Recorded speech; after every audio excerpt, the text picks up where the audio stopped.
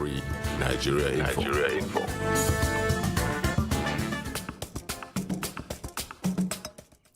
Yeah, good morning. You're welcome to Daily Digest with Jimi Disu, and this is brought to you by MTN. This is Nigeria Info 99.3. Today's Daily Digest is what we do every Wednesday. We have Jebumi as usual. I'm sure by now you know what Jebumi is all about. Today's own is a bit more professional in the sense that I have a marriage counselor, Norua Edopolo, in the house. Now, I know that Norua didn't go to university to learn. So what exactly is your profession? All right. I'm a business consultant. Okay. So I do three things. I work with entrepreneurs. Okay. I call myself a business startup coach. Okay. So I Fair train. enough. Yes, I train business owners. I work with them. I work in that space. Okay. When I go from there, I'm also a pastor. A pastor, I know you're So a in my pastor. pastoral role, I do a lot of marriage counseling and Counseling. stuff. So we are going to have a Christian approach, a pastoral. we are going to have a pastoral approach and attitudes to the issues we are going to bring up. Norwa, you've listened to this before. I know you have something coming up pretty soon for couples. Yes, on Saturday. 5 questions to ask before you ask, will you marry me? Before Is you it answer, free? Yes, I will. Are it free? Yes, it is. Okay. Even if it is free, then Mrs. Chidi. So what are the 5 questions you need to ask? Well, I mean, those 5 questions are the questions that will tell you whether to proceed if you are the man, or whether to say, thank you very much, I'll get back to you if you are the woman. So you want to make it a date with me on Saturday. It's free. It's on Zoom. It's free, on Zoom. Yeah. Okay. Must we get married? You mustn't get married, but if you have to get married, then get married. Then do it properly. Properly. So, but if it's not right, if because we do have a lot of people under pressure, just for I'm getting too old. Though all my friends are married, my cousins are married. I went for Chinedu's wedding. I went for that one's wedding. Is it safe for you to just do it to fulfill all That's righteousness? the wrongest reason. There's such a word. The wrongest reason to get married. Don't get married because everybody's getting married. Because when everybody's done and gone home, then you have to live with that reality. I saw something. I hope I get this right. I saw something, a small video, Pastor Adeboye, and I said something to the effect that sometimes being single could be better off than being in a bad marriage. I agree. I mean, from my experience as a pastor, I agree. What about people who just decide on their own? I've seen people who say, look, I don't want to get married. I don't want to. Some even say, I don't want to have children. It's a free world, isn't it? In these climes, it's a challenging place to be.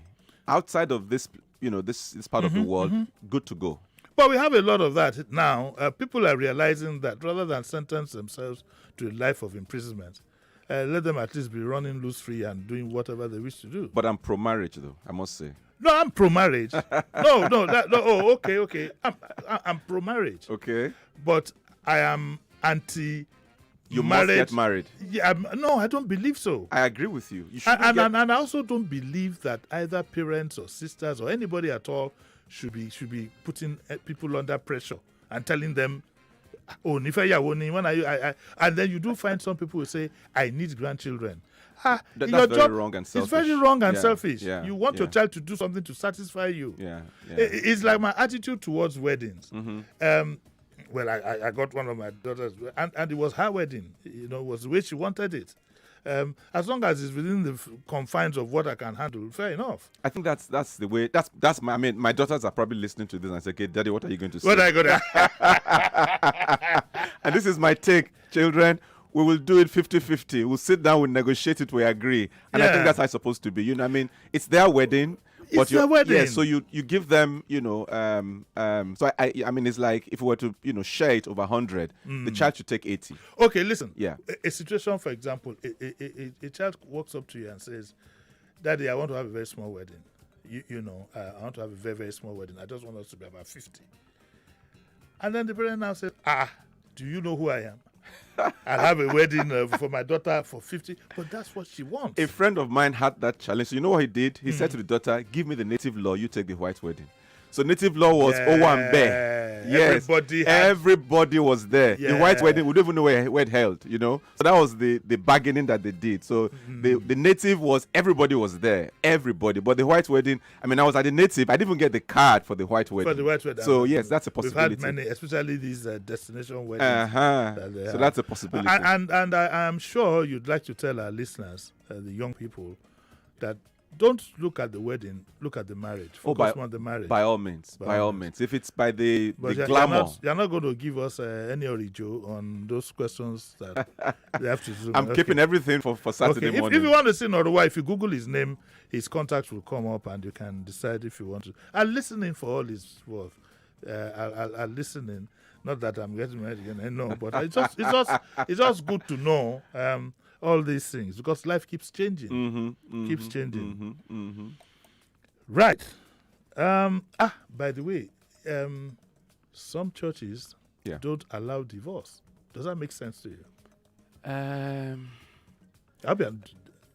No, I'm going to be I'm answering that question as me. Because I've said I'm a pastor, so I'm not speaking on behalf of anybody. This is me. Yes. My experience, particularly working with couples, I found out that in certain instances, I've been forced to say, you know what, I'd rather you were divorced than that you die in this marriage. Yes, I've had to say that once or twice. Yeah. Exactly. Yeah. It's unfortunate. Yeah. In saying this, a very close friend of mine comes to mind when he had that problem in the church, and I think he left the church eventually. That's a story for another day. Right. Let's get down to the issue of today. Diabumi says, my husband gets on my nerves. That is Uche. I can't get over the loss of my wife. That is Fidelis. Attached to a two-faced cheat. That is Gogo. This is not the Gogo that I know. Definitely not. He's not even here. I can see somebody smiling somewhere in Lekki. They're hearing this name. He doesn't care for safe sex. That is Felicia. Does he love both of us? That is Angela. A pastor will not answer this. You cannot love two people in the eyes of the pastor. And then how do I let him down kindly? Okay, which one will I take first to throw this gentleman a little bit under the bus? My husband gets on my nerves. Okay? After 29 years of marriage and 3 children, I have this feeling there's absolutely no love or affection between me and my husband. Okay. He works from home after he was retired, but most of the time he just sits around watching super sports. I still have a job and only our last child is left in school, but it scarcely helps financially or around the house, even when I'm not feeling well. I want to leave him, but I don't know how to go about it or where to go when I eventually do. I think I deserve another chance at happiness. Do you have an idea of what I should do? This is Uche. She's been married for 29 years. To lead you on, I think generally when your marriage gets into certain number of years, you have this kind of problem. Exactly. My suspicion is that this guy lost his job. Money is not flowing anymore. He's frustrated, and he sits around watching super sports. So at least he's not running all over town. He's just at home, and now he doesn't help financially or in any manner whatsoever. So what do you think she should do? I don't think she should call it quits. Really? Yes, I don't think so. You don't want her to be happy? The assumption is that happiness will be found somewhere else, with someone else. That's an assumption. There's no guarantee. You know what they say about the grass on the other side? Yes. Until you get to the other side and you find out that something but what if she doesn't want any grass at all? Yes. What I hear her say is, I want grass. I want a man. Okay, she wants a man who will do this. Yes. How will she go to force? Is she go to hypnotize him? That's so. What people, like you rightly observed, midlife crisis. The fact by the time you get into your 40s and all of that, things happen to us. All right, you begin to think and ask questions, and you begin to ask yourself, is this person really that good? We have also changed. Our values have changed. I was somewhere the other day and they were describing a pastor friend who was 65 years old. And when they were describing, I couldn't understand who they were talking about. How he used to swim, how he used to be a guy. I'm like, no, it can't be the same person that I know because I met him in his old age. He's gentle, he's soft. So I couldn't reconcile. Yes. So he don't tire me. So 29 years, yes. But what's the gap? How old is he? What's the What's the age gap? age gap? Well, she doesn't talk about the age yeah, gap, because no. I mean, if he's 65 and she's 45 or you know what I mean. So I think that. Of course, one would like to find out, has he always been like this? You know what I mean? Well, if he had always been like this, she wouldn't complain, would Good. So if the tide has turned temporarily, would it be the best thing to I mean, after all, your vows were for better, for worse. So I would say, give it another shot. Go and see a counselor. Talk to somebody. she? People are always reluctant to do that. Well, I would say that's changing, because I find that more and more people are willing to come forward. And, Yeah. I mean, and share, and talk about their issues. I would gladly see a counselor if I had that. Yeah. Go and I'd see a gladly counselor. See if the man can be. What am I saying? I have seen a counselor. You see, all of us must realize that occasionally we have challenges. True. And I'm saying this to encourage other people. When I had my own challenge, I went to see Professor Suni, Nigeria's renowned psychiatrist.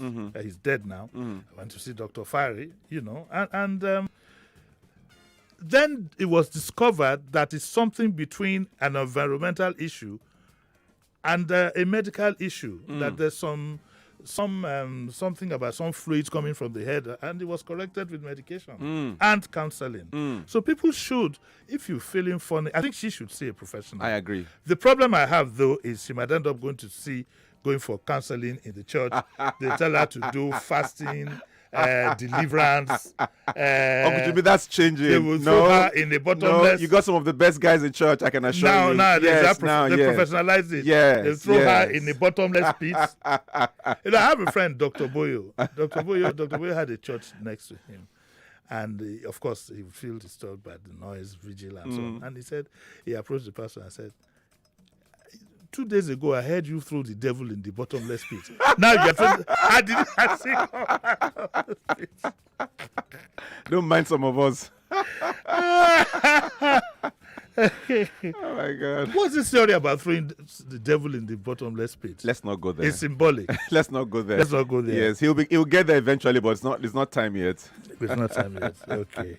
Yeah, so I think she should give it a chance. Give it a chance. Yes, yes. Talk to a professional. Does it help to bring in the parents, or if he still has parents? Or Not at this stage, no. Not at this stage. I mean, these are adults, they're matured people. Yes. I mean, so they really should. I don't normally do it, but because Auntie Bumi is, how dear Bumi is. Look at that, pretty, but she's 72. Yeah, saw her in your program. Mama, there you are. My day. Auntie Bumi, good morning. I know you're listening. She says, Dear Uche, you've obviously arrived at a state of great loneliness, and this sometimes happens in a marriage. You need to know that your husband also feels alone. That's why he's watching, and perhaps feels that his life is worth little. You see, the problem would be to drag this guy for counseling. That's it. That's it. But she says, subtly let him know that his state of limbo you're currently in is not why the two of you got together all these years ago. Complain less about his selfish and lazy behavior, as they will get you nowhere. So don't complain. Dialogue with him. Instead, express your needs and encourage him to discuss his.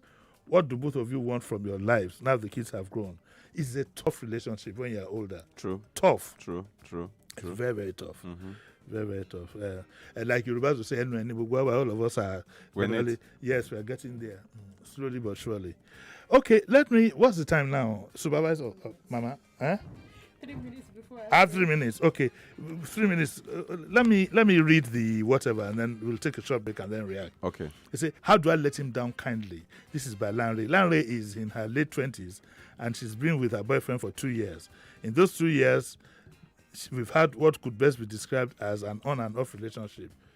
Twice I've called off the relationship because I thought we weren't right for each other, but he always convinced me to get back.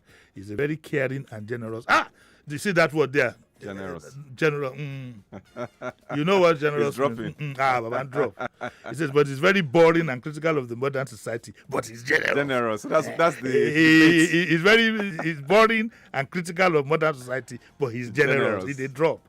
We don't go anywhere or do anything. Now he's talking of marriage and I feel trapped. I don't want to marry him, so how do I let him down without hurting his feelings? First, stop taking his money. We'll take a break. We'll take a break. I have Norua Dokwalo in the house. This is Dear Bumi. Today is Daily Digest for Wednesday. We want to take a short break, pay some bills, and then we'll be right back.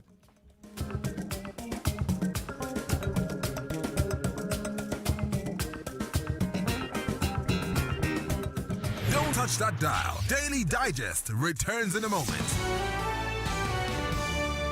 You know that feeling when you keep downloading and streaming interesting videos, but your mind keeps whispering, continue, your pockets go here.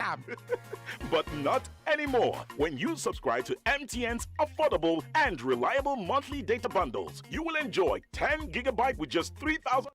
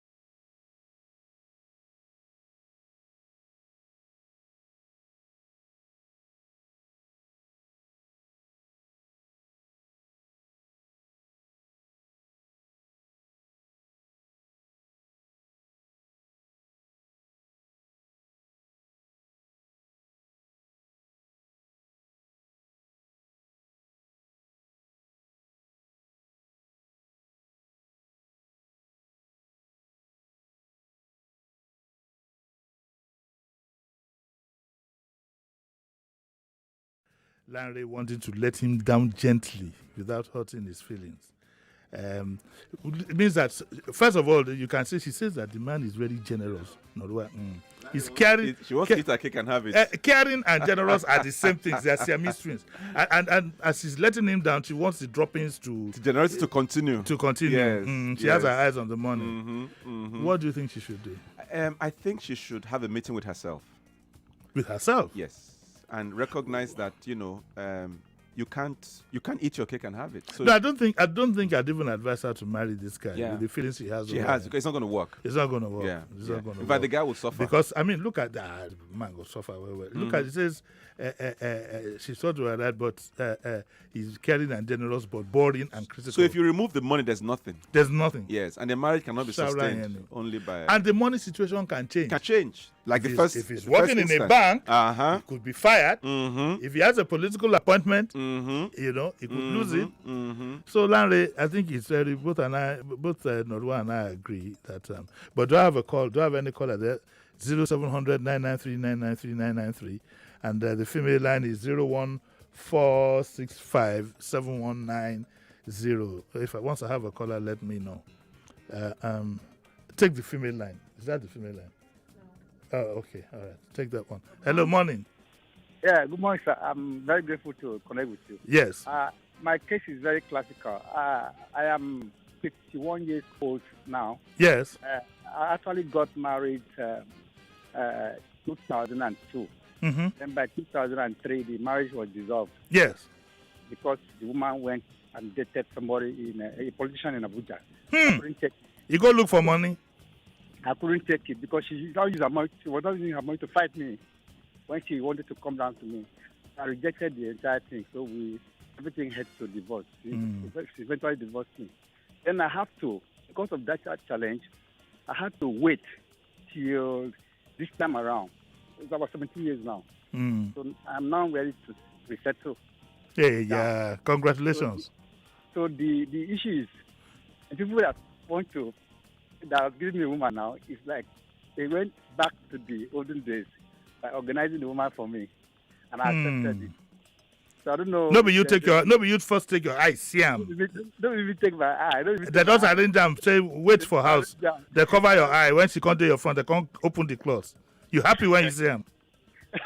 So I don't know. Are you in love with this woman? Let me ask you. Yeah. She's very, though she doesn't have anything, I'm going to package her. I'm quite capable. You go repackage, you're capable, yeah. Baba Nishara, everything. But you know, say it's not only money. Oh.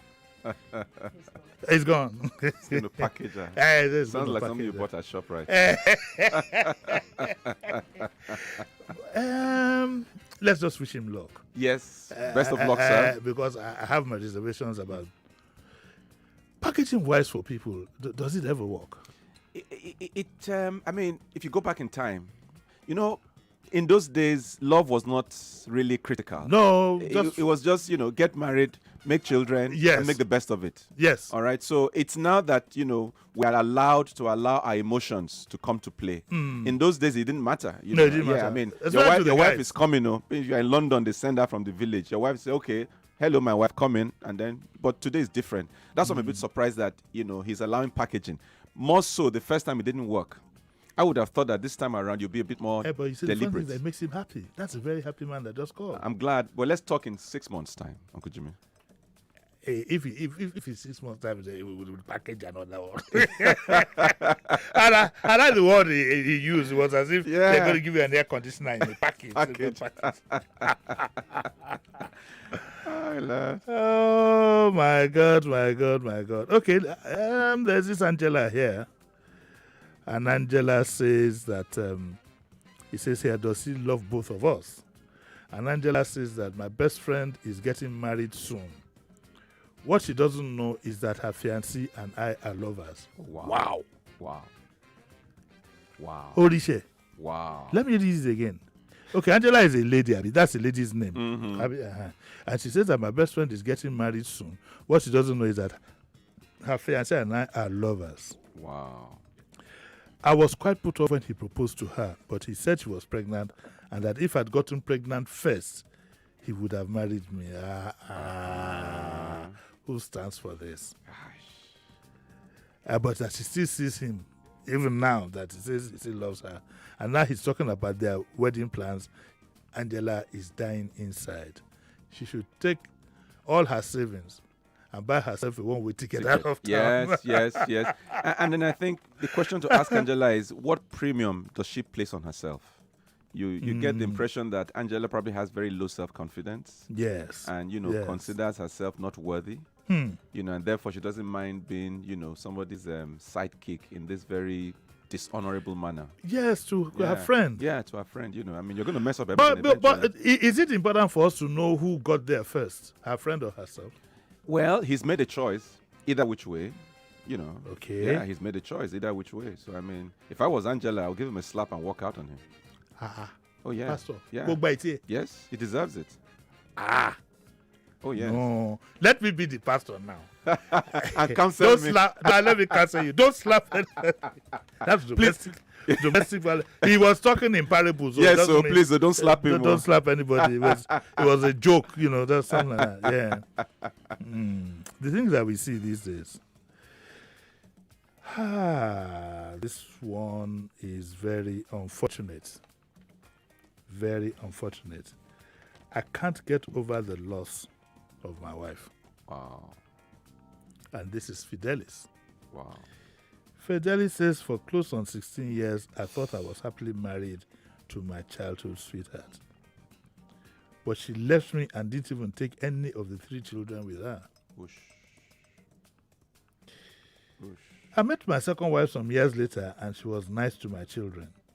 She had a son from a previous relationship and I gladly adopted him. Unfortunately, she died of cancer.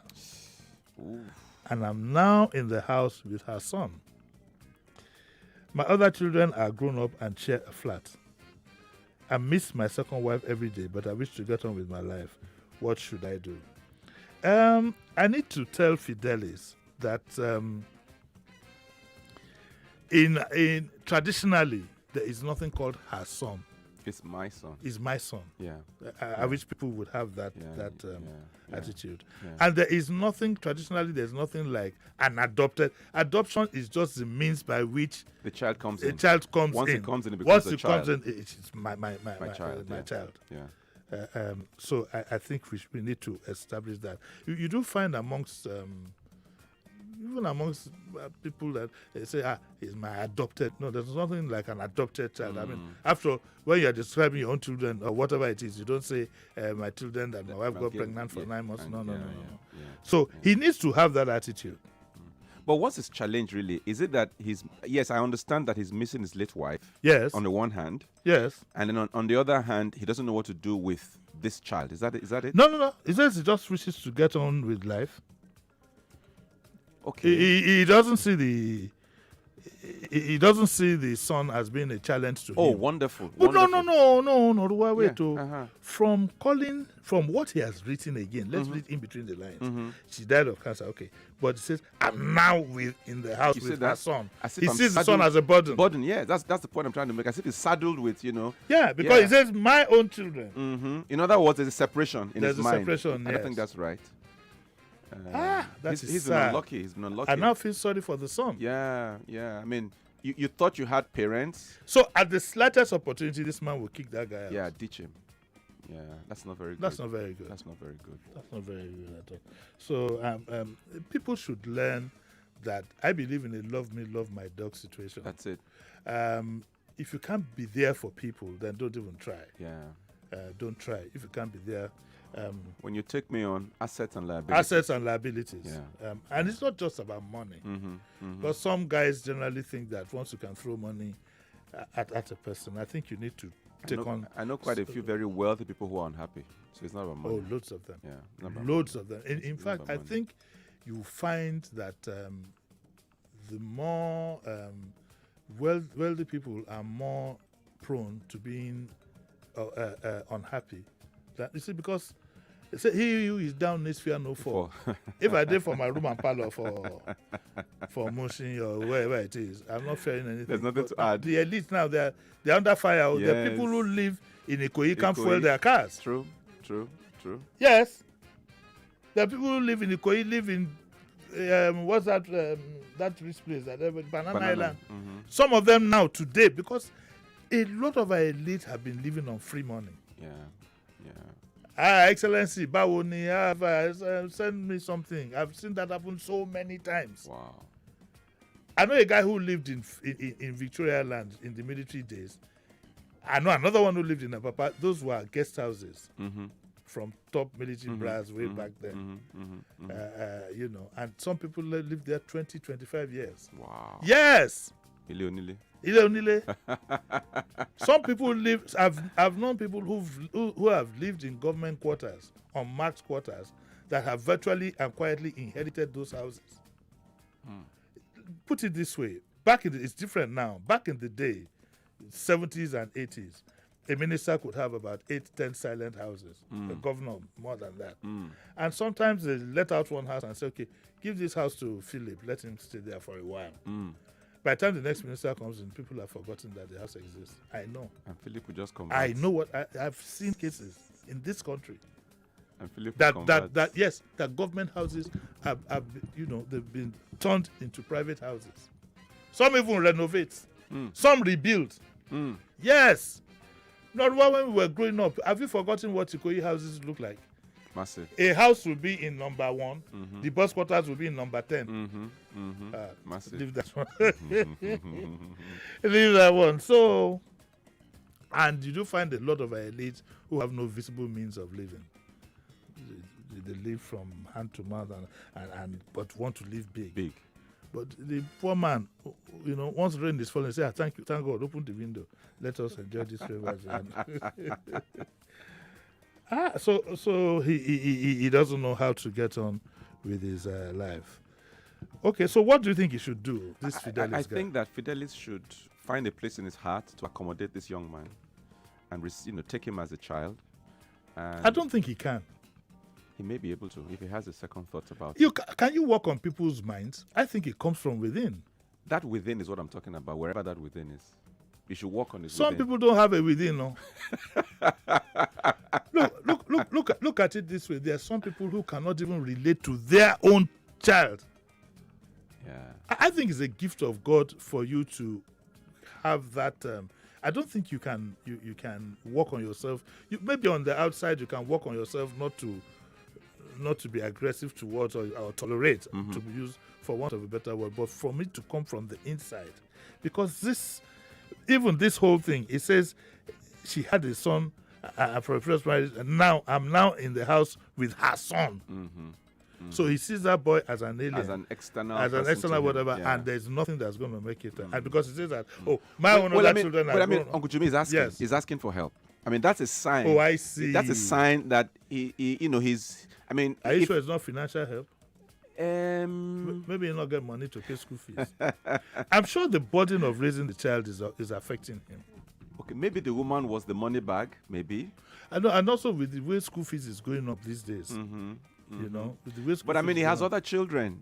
Yeah, you but know? the other children are grown because they're so they can rally. I actually know a family Yes. where the woman married, so she came into the marriage with her own daughter, and the man already had children. As I speak, the man is late, but the other children and this woman's daughter, you won't know that there's a difference. Well, I have one Yeah. where it was the children that organized a new wife for their dad. Good children. Yeah. They looked at the man. They looked at the man and said, "Let us organize."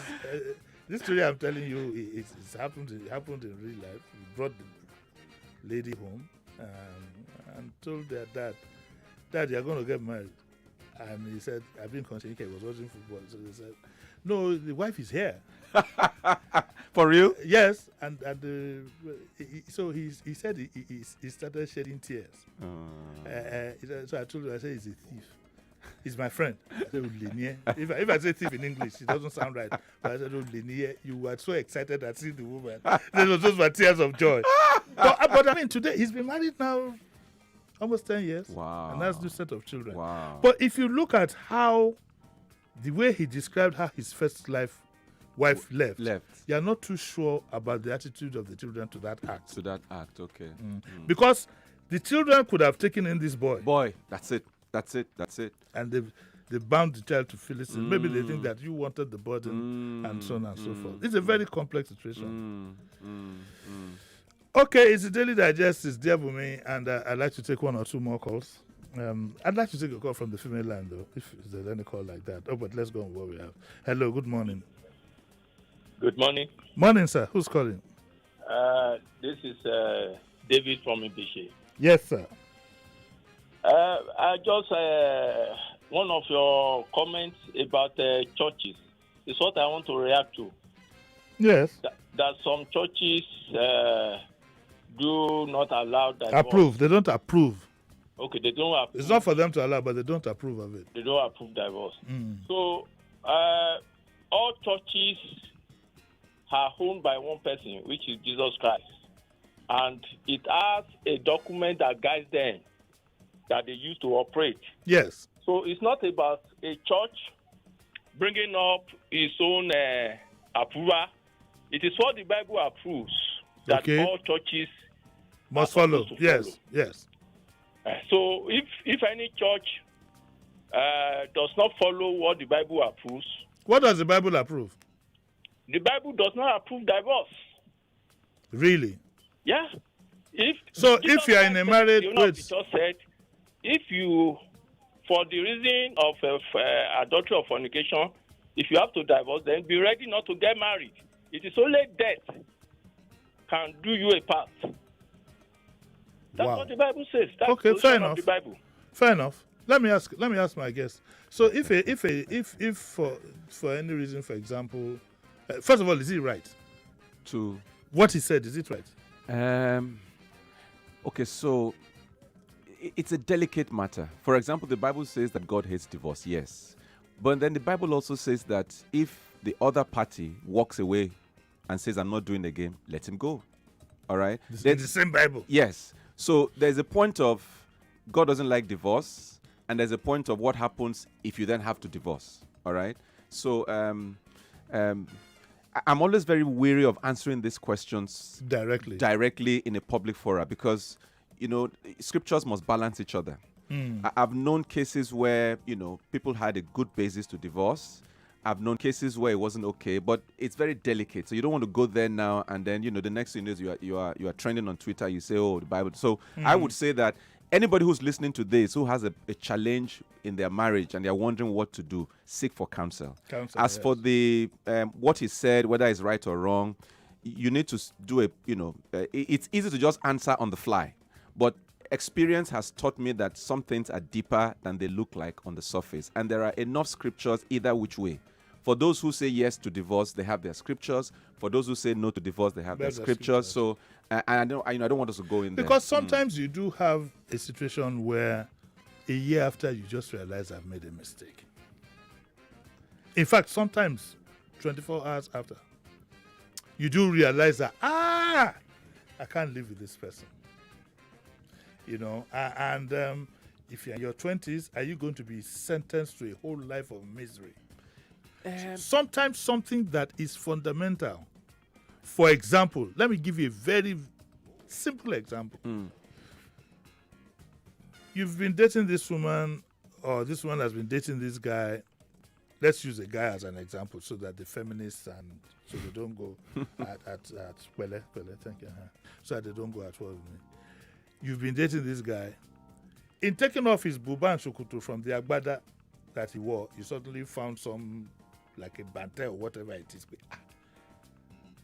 So this guy is into whatever.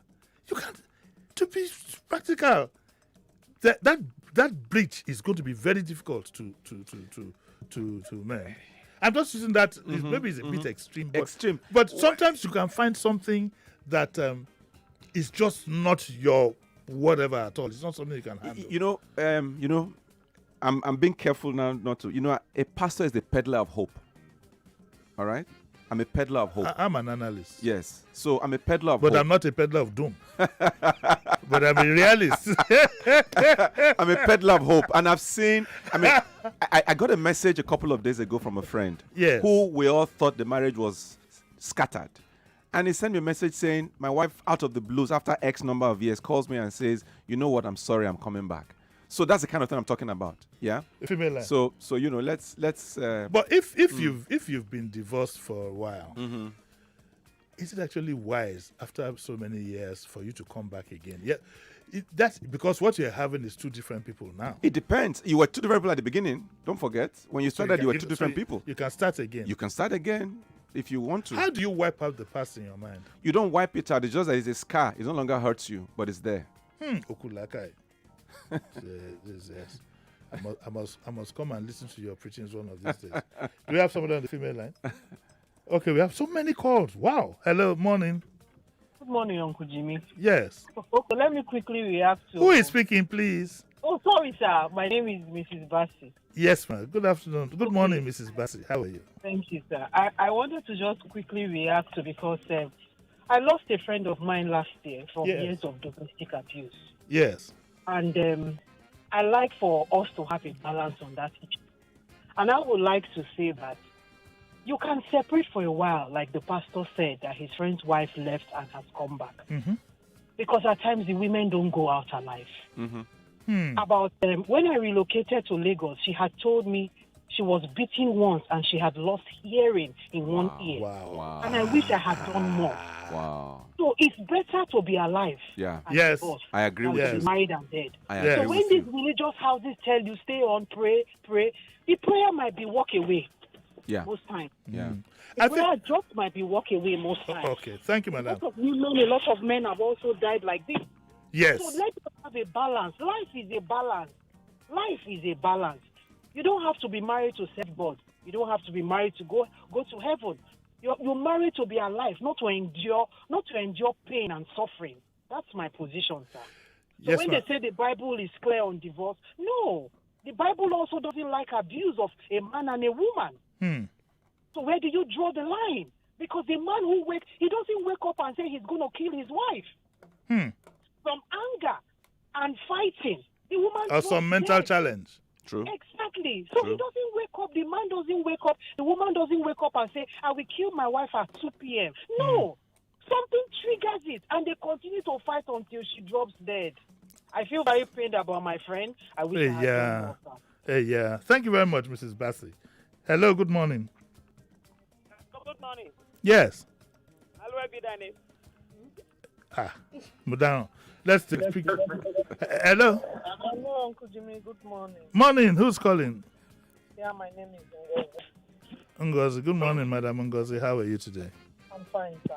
Yeah, speak up a bit, please, so we can hear you loud and clear. Yes. On the issue of divorce, Yes.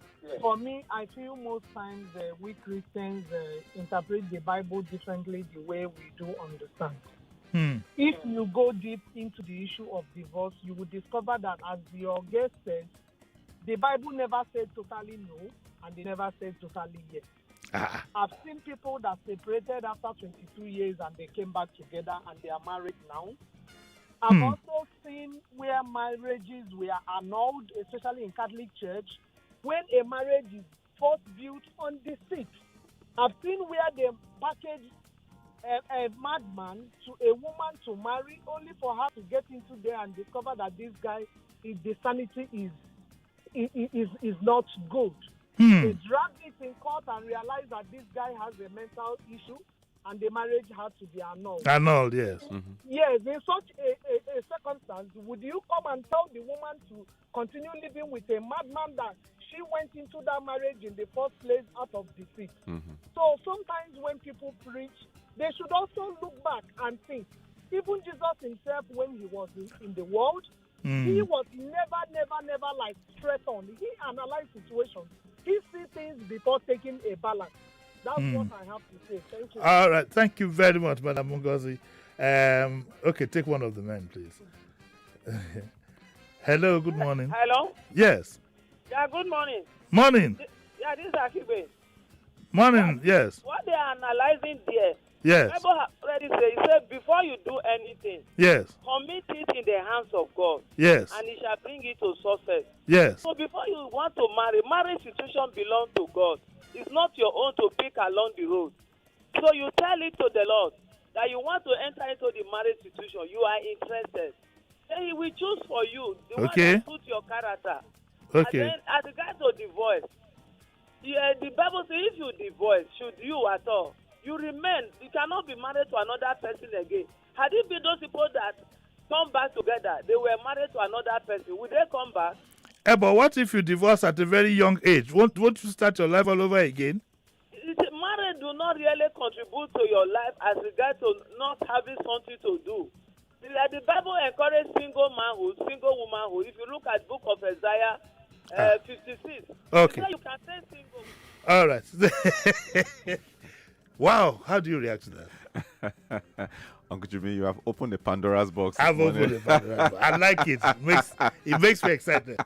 You know, you see, my point is, like I said earlier on, this issue is as diverse as there are, different schools of thought. So I'm very careful not to take a position. But what I would say is this: each case should be judged on its merits. So if you are in that position, hypothetical questions are wonderful. But what about where she says that if you want to get married in the first instance, you commit yourself to God? Oh, yes. And she believes God never makes a mistake. No, God never makes a mistake, but you make mistakes. We make mistakes. I mean, otherwise we'll have a perfect world. And I'm sure there should be an allowance for redemption. Don't you think? My take is this, and I agree with the beginning of his submission, that you should seek God. All right, that because God knows everything, He's the author of everything. But having said that you pray doesn't mean you won't make a mistake. So what I say is, pray but shine your eyes.